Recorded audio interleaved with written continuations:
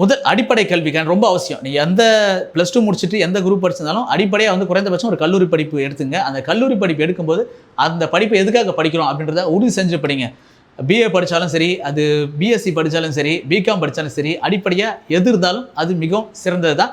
அதோடு சேர்ந்து உங்களுக்கு எந்த துறை வேணுமோ அந்த துறை சார்ந்த அறிவு வந்து அந்த முதல் 3 ஆண்டுகளே வளர்த்துட்டு போனீங்க அப்படின்னா, அதை முடிச்சுட்டு சில வருடங்கள் அந்த துறையில் வந்து ஒரு பெரிய அளவில் ஒரு இடத்த பிடிக்கிறதுக்கான வாய்ப்புகள் அதில் இருக்கும்.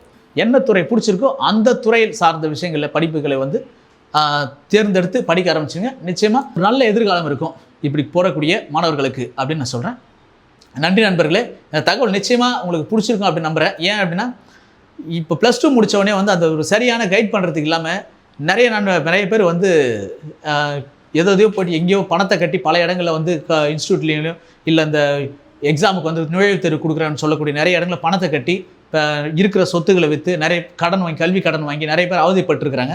எல்லாத்தையும் முடிச்சுட்டு கடைசியாக வந்து விஏஓ எக்ஸாமுக்கு வந்து நான் வந்து அப்ளிகேஷன் போடுறேன் அப்படின்னு சொல்லிட்டு குரூப் 4க்கு, அதுக்கப்புறம் குரூப் 5 குரூப் 8ன்னு சொல்லிட்டு இந்த மாதிரியான முடிவுகள்லாம் எடுக்கிறதுக்கு காரணம் என்ன அப்படின்னா, தான் வந்து பெரிய ஈடுபாடு இல்லாத ஒரு படிப்பில் இருக்கிறது தான்.